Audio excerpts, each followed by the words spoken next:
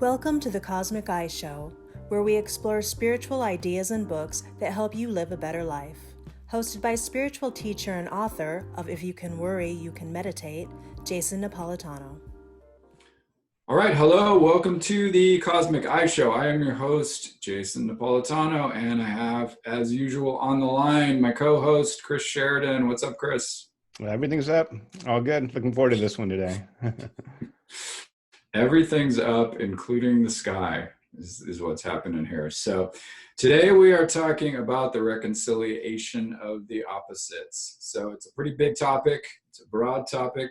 So I'm going to be occasionally looking down at my notes because I haven't transferred my notes to something on screen that I can look at. That's my fault. I apologize for that. So reconciliation of the opposites. Reconciliation of the opposites. Oh, before we get into that, actually, thank you for everyone who supports the show. We really appreciate your financial support. And anyone who gets good value out of this show and wants to share with other people and see us reach out in a greater way, please do support the show. That is at anchor.fm/cosmic eye. And you can go to support the show. There's a button for that, and then you can make a monthly donation if you wish to do so. I'm going to be starting up a Patreon account soon as well. I don't know how to say that, Patreon or patron.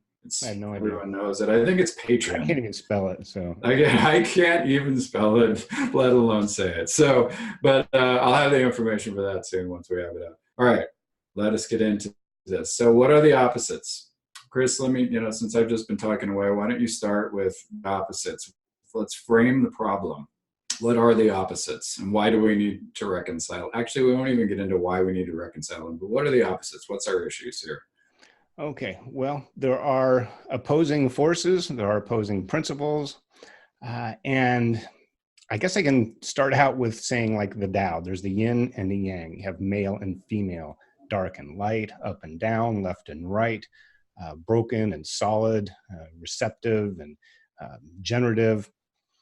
They are really forces of nature, and the big one we have is night and day, which is kind of an example of how we look at opposites, because we even use that in our everyday language. Oh, they're as opposite as night and day. They're just completely different. But in a 24-hour cycle, which is every day, there are equal amounts of night and day. You can't have one without the other. So we use that as being diametrically opposed or mutually exclusive in the West especially. But in the East, with Taoism and Buddhism and more unity consciousness, a little more clear in Taoism, it's very specific with yin and yang. Well, actually, let me stop here. Let's get into that later, okay, because that's going to be more in the solution portion of things. But let's frame the problem. Well, the problem is that I think that the way the West and modernity, I guess, nowadays times, often looks at opposing ideas or opposing structures as being one versus the other, where one side doesn't see the other side. And that creates a host of problems. We have this two-party system in the American political arena. There are other parties, of course, but really they're the two viable. And it's really set up with conflict. And in war and in sports, generally it gets down to two teams and one has to win over the other. But war and sporting matches are kind of artificial things in society. They are constructs.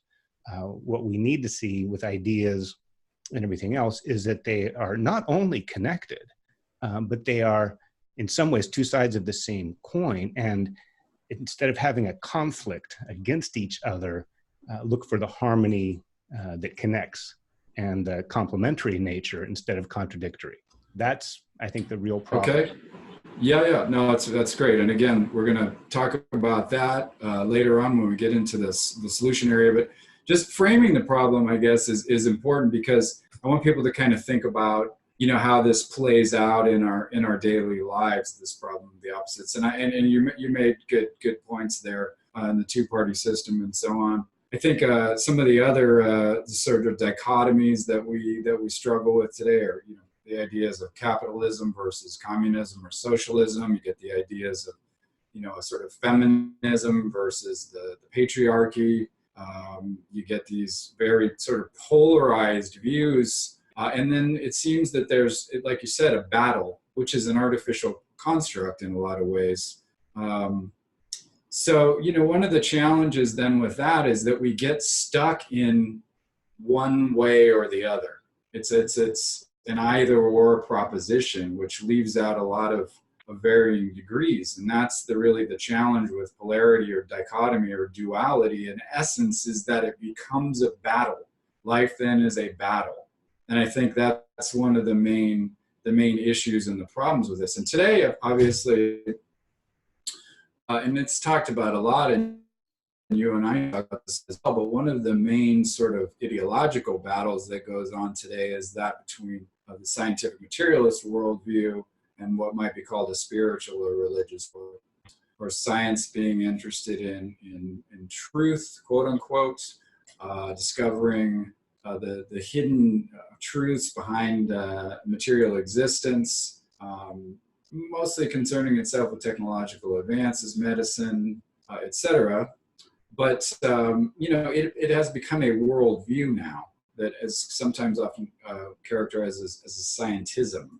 So that it says, there really is no ultimate value to life.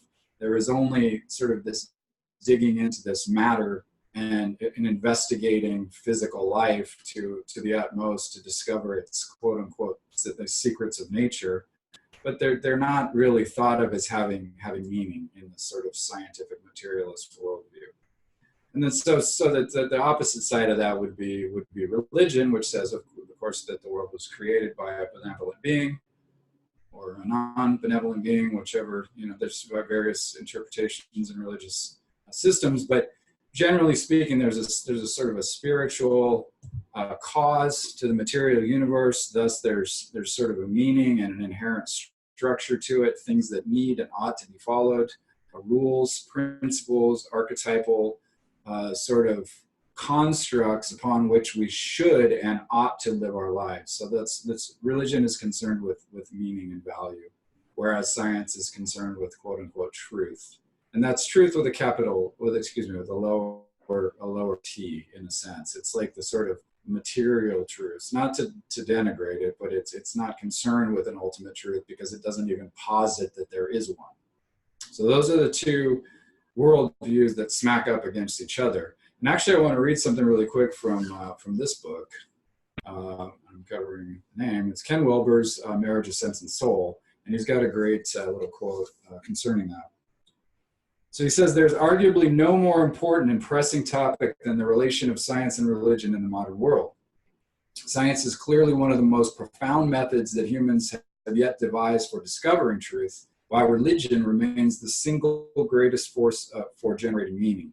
Truth and meaning, science and religion, but we still cannot figure out how to get the two of them together in a fashion that both find acceptable.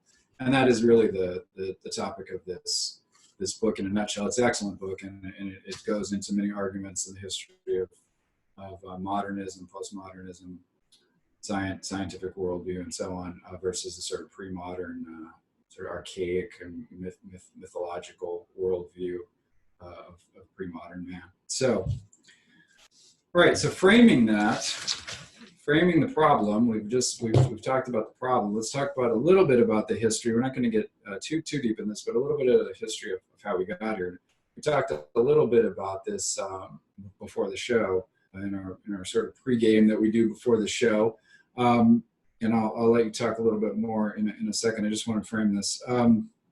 So it's really difficult to tell when exactly this sort of idea arose in the human being. The idea of the sort of duality of life between, I'm sure people saw things, as consciousness arose and we began to think or see or experience, you see dichotomies between life and death. You notice the difference between male and female, and you see that they're somewhat seeming opposites in your viewpoint.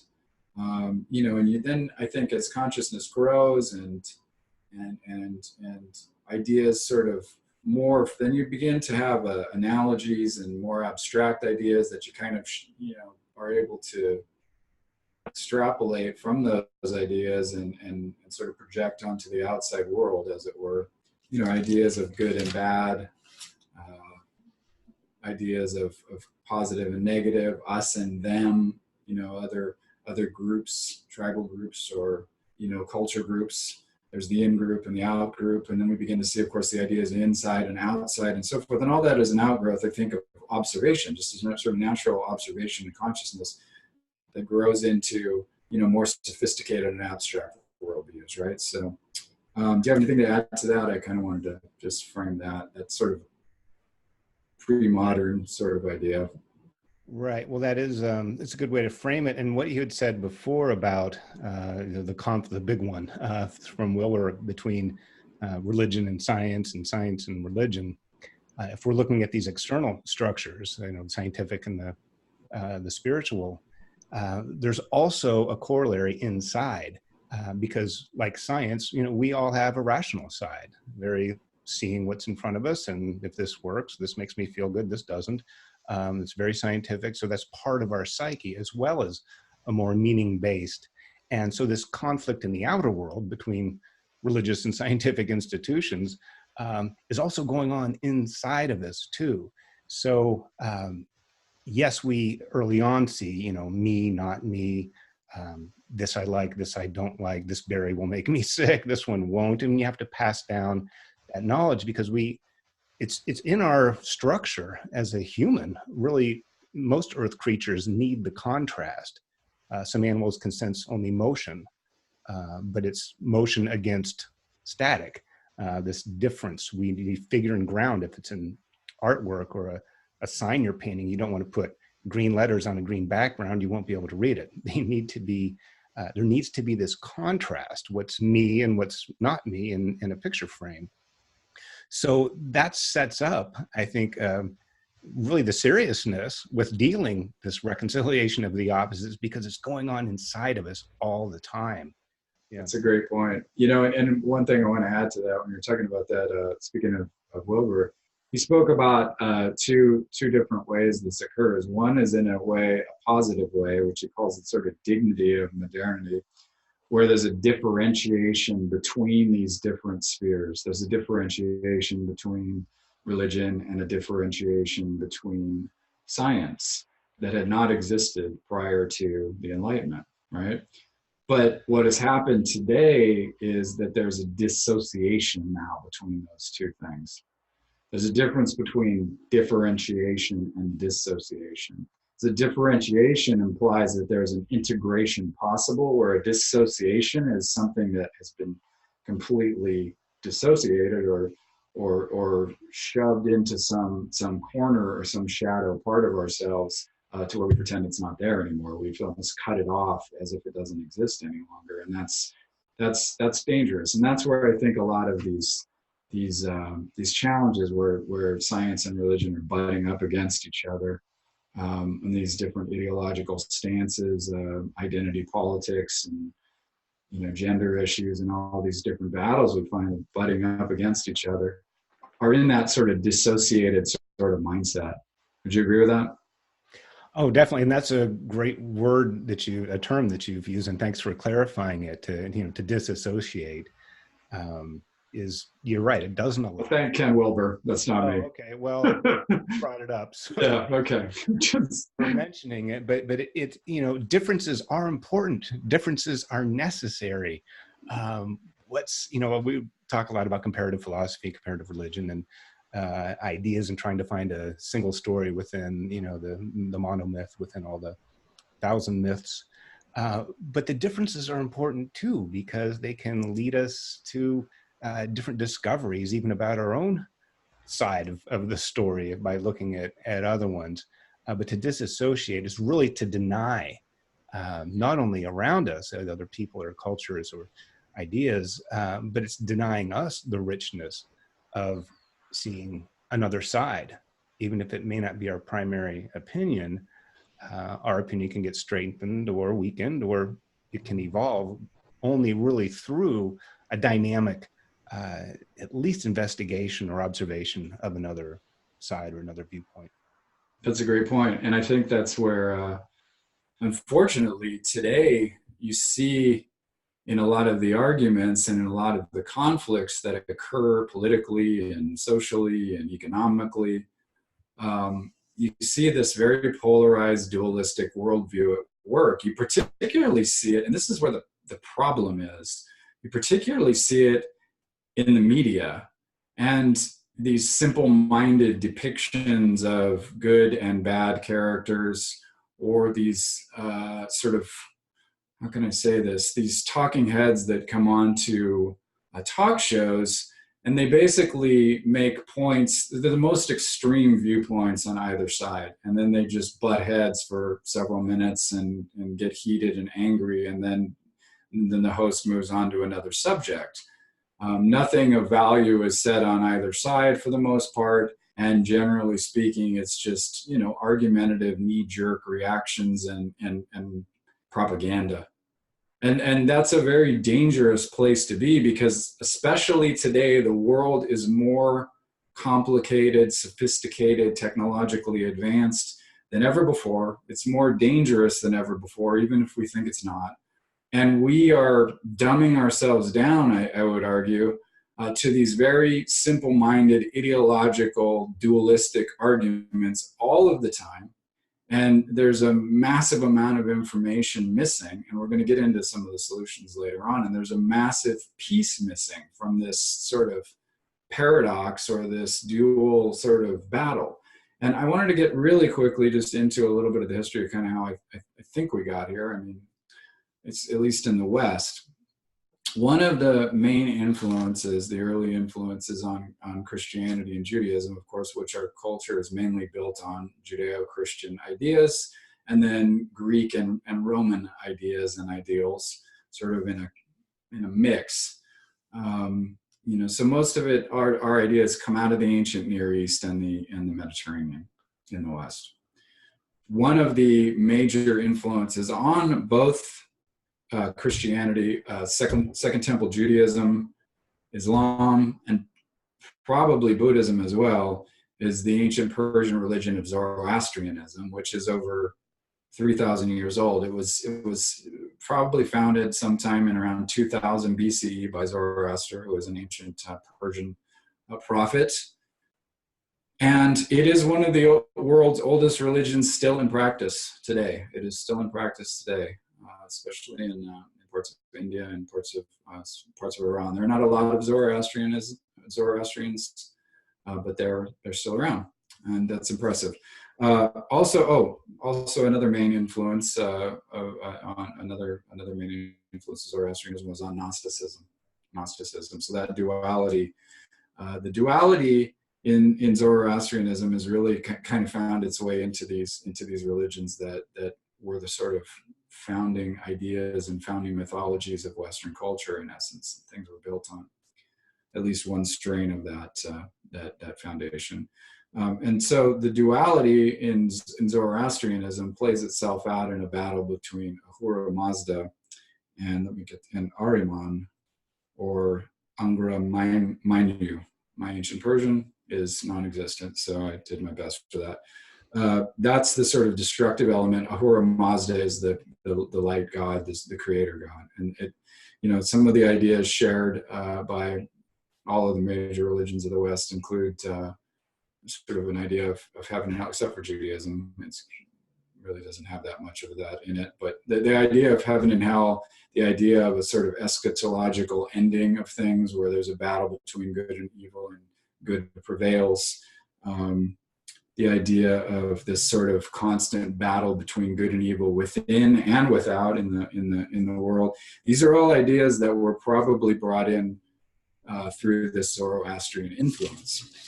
So we're going way back, but then, you know, we're going to jump forward to Christianity. Obviously, Christianity eventually took root in Europe and Rome.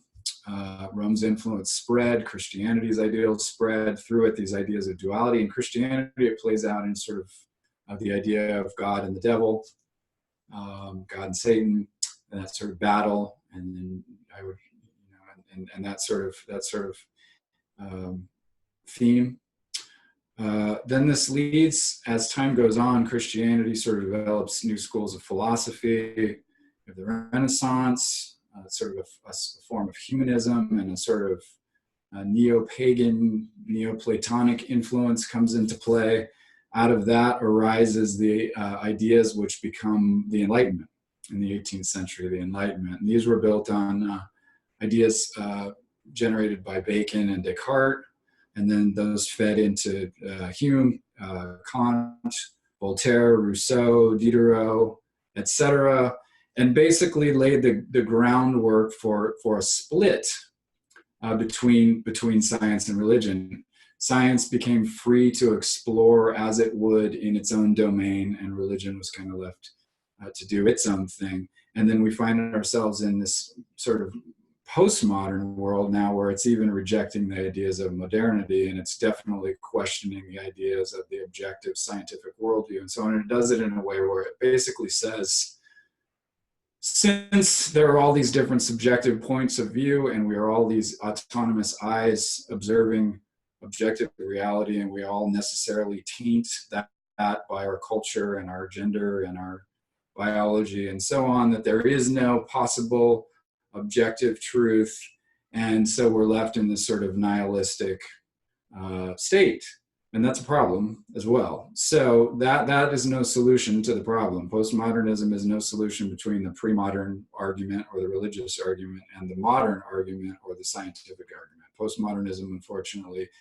while well-meaning and certainly has some great ideas to it, I'm not dismissing it, but in its most extreme forms, it becomes very nihilistic and very relativistic, which it says essentially then there's no meaning to anything because there's all meaning, and all meaning is equal. You can see the intellectual problem with that when you think about that, because when you say all ideas are equally valid, that is an opinion, that is an idea, and you're preferencing that to other ideas. So there's an illogical problem with that argument. At any rate, we find ourselves today then with this missing piece. So there's this paradox, there's this polarity or duality we find ourselves in: science, religion, good, evil, West versus the East, liberal democracy versus extreme Islam, all of these dichotomies we find ourselves arguing about.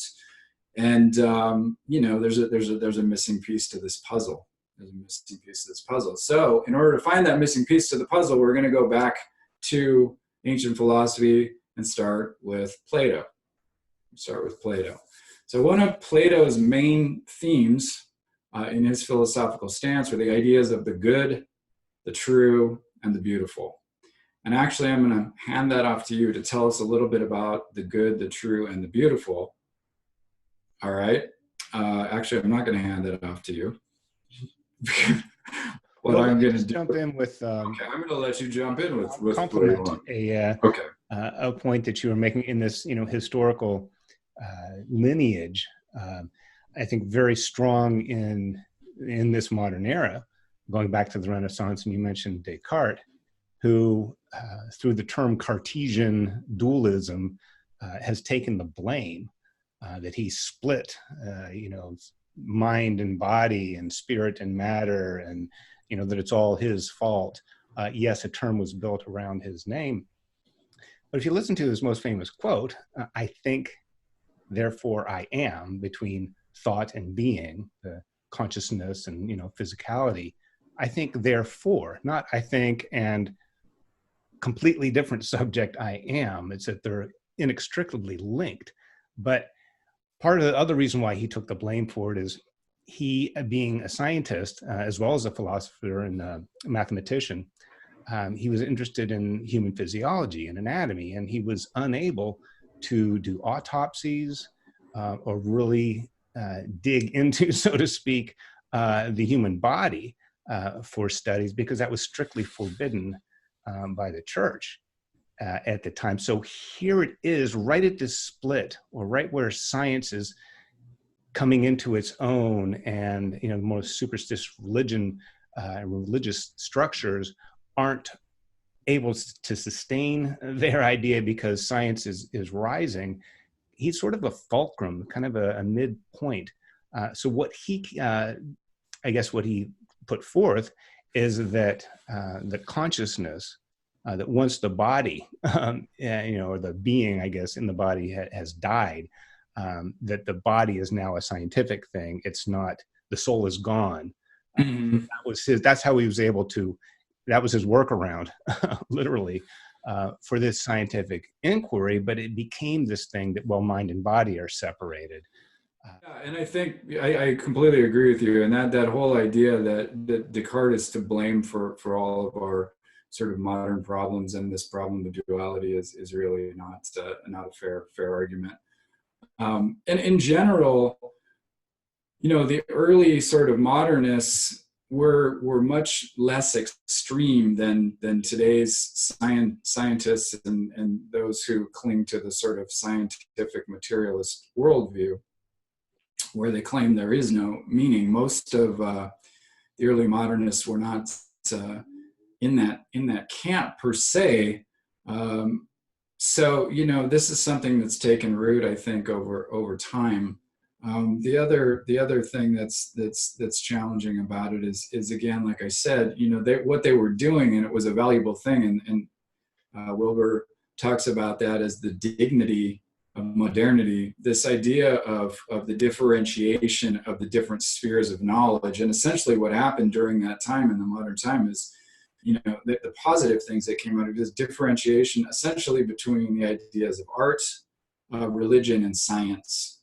So they became their own separate realms, essentially, whereas before, in the pre-modern mind, everything was kind of glommed together. This differentiation in turn created these massive technological breakthroughs in medicine and economics and social structure.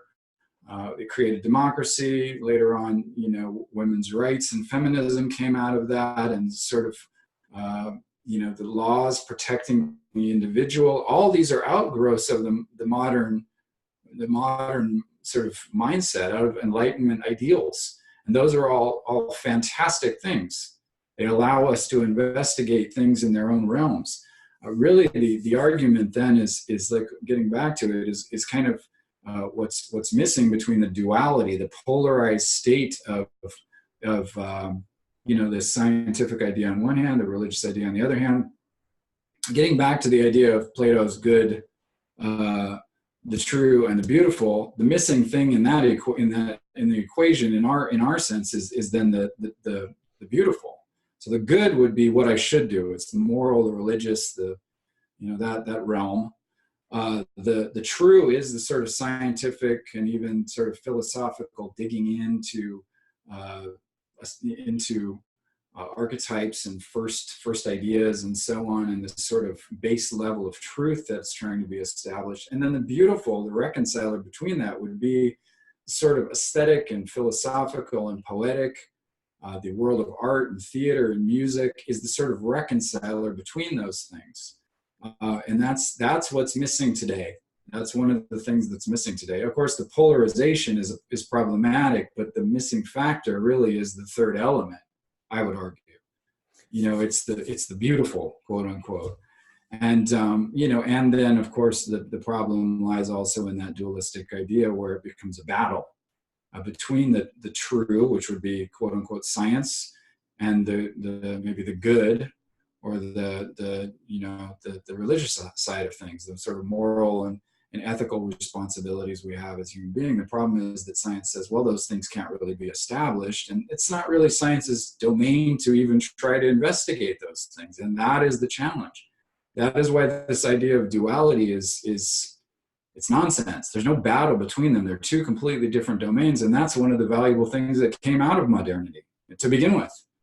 So getting into that, then we're going to get into the solution a little bit here. The solution, like I said, in my mind, is to find that third way. It's that middle way. It's the middle way. So I'm going to give some examples of some of these in mythology. So there's the idea of Brahma, the creator. That would be, I guess, the good, more or less. Shiva was the destroyer. That's kind of the true. That's the sort of harsh reality of life. And then Vishnu is the reconciler between those two, the sort of preserver, as it were. So what we're missing is the reconciler. We're missing the preserver in our argument, in our duality. And that's the mindset we need to find ourselves in. I mean, and that's what Buddha was talking about when he spoke of the middle way. Neither a hedonistic lifestyle, nor a truly ascetic and, painful existence, based on mortification and just rejection of the world entirely, but a middle way, a disciplined middle way. And that's what I'm talking about. That's the preserver. That's the reconciler, that middle way. So in alchemy, you've got sulfur, salt, and mercury. Mercury is the reconciler between sulfur, which is fire, and salt, which is more or less matter, or it's congealed matter. And then mercury, quicksilver, is that sort of element between the two of those. In modern philosophy, of course, you have Hegel. You have the idea of the thesis, the antithesis, and then the synthesis between those two. That's where we've got to find ourselves. The solution lies in the synthesis. So I'm gonna hand it over to you to talk on that a little bit, because I'm gonna look for a couple of good quotes that I have. So please feel free to talk about the synthesis a little bit. I know you have some good ideas in that area. Oh, sure. Okay, thanks. And a great way of describing that. I like that from Plato, the way I'm familiar a little bit with the concept, but the way you contextualize it with our topic today, that we are missing the beautiful, and with conflict between, the good and the true, the good and the true, or the guy with the white hat or the black hat, or, my team versus your team. That's where the beautiful gets lost, is in the conflict. So just by virtue of having these two pitted next to each other, in that way, the beautiful doesn't really have much room to enter. But even if it's a sporting match, and you step back a little bit, okay, so the Boston Red Sox don't like the New York Yankees or something. That's a rivalry. I'm not really into baseball, but it's one that's in the common, at least Western mindset. But they both love baseball. Okay, they both love baseball so much, and they both love their home team. It's just a different home team, and they wear a different uniform, and that's really the more contrived aspect of it. But the joy, the beautiful is the love of baseball and support for one's home team. So. But it's hard to meet on that ground if you are having a World Series or something. You want your team to win, especially if you're betting money on it or something. I mean, it's very important, or you'll have civic pride in bringing home the trophy. And also you're talking about the Trinity with Brahma, Vishnu, and Shiva. And I've also heard those described as the creator, the enjoyer, and the destroyer of life, that not only to sustain the life and reconcile them, but that's where the enjoyment comes in, between this creation and destruction. And the destruction obviously is transformative destruction that leads towards new growth, new birth, new life, but to enjoy it in between. And I think the joy gets lost in all these conflicts, taking sides over something. And in Taoism, when we think of the middle way, or in Buddhism, that it's neither left or right. And it's not also some sort of mushed in between, like middle of the road music that, well, it's not too hard. Well, it's not too fast. It's not too loud. Oh, it's not too mellow either. And then you just have this, it's not very exciting. It's not very enjoyable if it's all watered down and mushed in the middle. So when we're talking about the middle, I like to think of it in a little more dynamic terms. Instead of being that it's just, you just kind of have this, if you have black and white, that you come together and you just have this, mushy gray, or you have fire and ice and you wind up with lukewarm water, because that's not very appealing. But what you have is a dynamic interplay that it might move more towards this extreme, but not staying there. And then it comes back, one yields to the next, like, again, the day and night cycle, that one becomes the other becomes the one, and that's how they are connected. And it's what you do in between, that's where you can find value, and then you're not subjected to extreme emotion, because that's really how it plays in us. We're so opinionated, or then we defend our side, then we resist the other side, and we forget the old adage, what you resist persists. So by participating in this conflict, you're actually you're perpetuating it. You're making it stronger and moving further away from. That's a great way to put it. Yeah, no, that's a great way to put it. And it reminded me when you were talking about that of, when Joseph Campbell, talked about saying yes to life. People would ask him, well, how, with all these opposites and all these different battles and so on, can one find a place in life? And he would say, well, I mean, you have to jump in and participate. The real issue, though, is in the mindset and the intentionality and spiritual sort of focus one brings to a situation. I think I'm reminded of the Bhagavad Gita when Arjuna is talking to Krishna, and Arjuna does not want to go into battle because it's against some of his relatives, but it's his duty to do, quote unquote, the right thing to go into this battle. So what Krishna tells him is you're in the game. You do what you have to do. You participate in those battles at times, but you're above them in some way. You're not attached to the outcome, and you're trying to do the right thing according to the sort of structure and balance of the universe. And you let go of the attachment to the outcome, and you allow the universe to kind of flow through you as you do those things. And that's a kind of a reconciliation as well. It reminds me also of the idea in Jungian analysis, and they talk a lot about holding the opposites. So there's opposites obviously at work in everything. These things are real. It's not that they don't exist. And I like how you framed it. Like, we don't want lukewarm water. We don't want a shade of gray all over the world. There are opposites, obviously. There are males and females. There's light and dark. There is night and day. There is, winter and summer. These things are real. It's not that they don't exist. It's that we have to find a place where we don't over-identify with one or the other, and we find a balance point between the two. And I think that's what like the scales of justice signify. When we're holding up the scales, they're balanced. Sure, they're going to tip down. Sure, they're going to tip up. But eventually, they find some sort of equilibrium. There's an equilibration between the two. And in the Greek aesthetic art ideals, there's Apollo, the rational, sort of godlike figure of light and rationality and order. And then there's Dionysus, this wild, crazy, orgiastic, poetic sort of, in our modern world, maybe like a Jim Morrison type energy.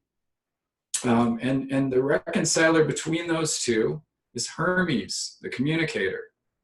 The observer, the analyst, the magician. That's the reconciler between those two things. And there's that triangle again. There's a triangle.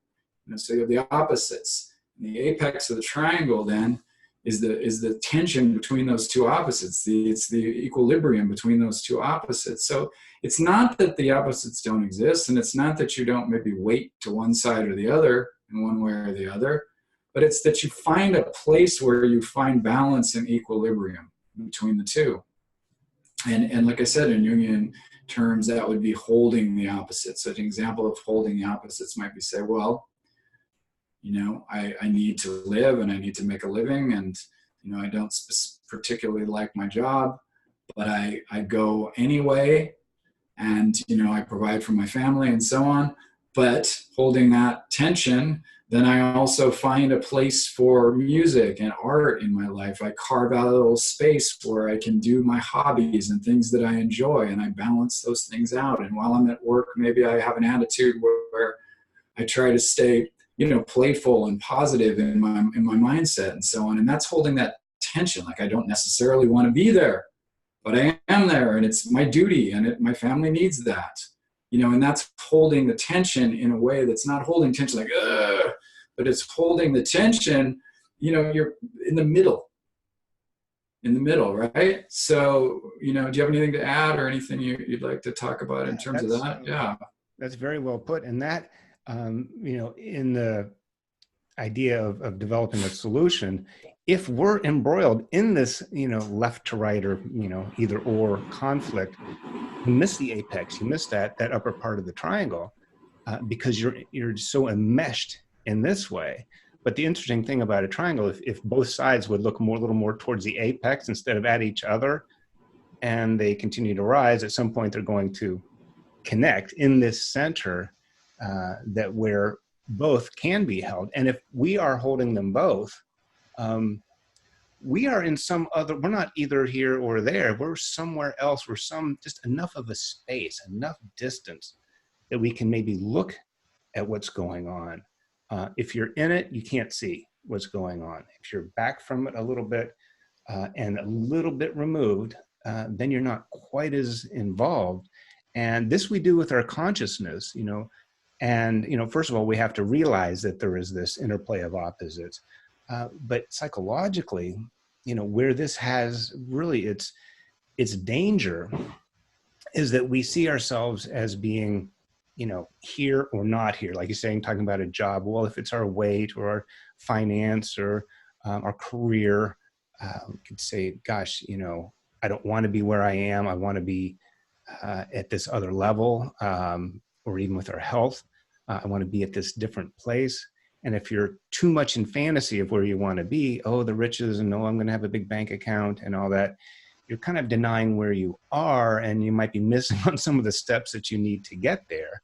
On the opposite, if you're so embroiled with where you are, with your weight or your education or whatever, your relationship status, here it is again, always a bridesmaid, or I'm always single, or just, table for one. If you're overly identified with that, either you're missing out on the goal. So if you're holding them both, where I am and where I want to be, there's some real truth to both of them. You're not stuck in fantasy land, and you're not embroiled so much in where things are now that you're unable to, not only move forward, but just to even see the road ahead. So you get some clarity and some perspective that you can't get if you're so embroiled in participating in this duel. That's fantastic. That's a great point. I appreciate you bringing that up like that, because I didn't think of it specifically that way. Thank you. So you've been listening to the Cosmic Eye Show. I am your host, Jason Napolitano. I'm the author of If You Can Worry, You Can Meditate, and Chris Sheridan is the co-host, and he's the author of The Spirit in the Sky. And we have been speaking about the reconciliation of the opposites today. And so I guess our final maybe thought on this concept, unless Chris has something to add, might be to say, find that balance point between the opposites. Find that middle ground where you can hold both and hold to both authentically and give them their integrity and their differentiation. But don't allow those two sides to polarize you and dissociate you from reality. And that's where we find the third way, or the middle way, or the reconciler between this and that, or good and evil, or right and wrong, or male and female, or these gender issues and so on. We've got to find this sort of middle ground where we can connect. And I loved your metaphor for the triangle, between these sort of polarized opposites. Maybe there's a higher sort of third solution if you allow yourself to get into that mindset. So, balance between those opposites, reconcile those opposites. Thank you for listening. We're here every Sunday with a new show, and we appreciate your support. And again, please support us at anchor.fm/Cosmic Eye. And click on support, and you can support us through there. Go ahead and follow us on YouTube, on iTunes, wherever you're listening to us. And thank you again for showing up. Thank you, Chris, for being here. You had some great points today. I appreciate it. Well, thanks for having me. Always another enjoyable show with you. It's always a pleasure. Have a great week. Goodbye, and God bless.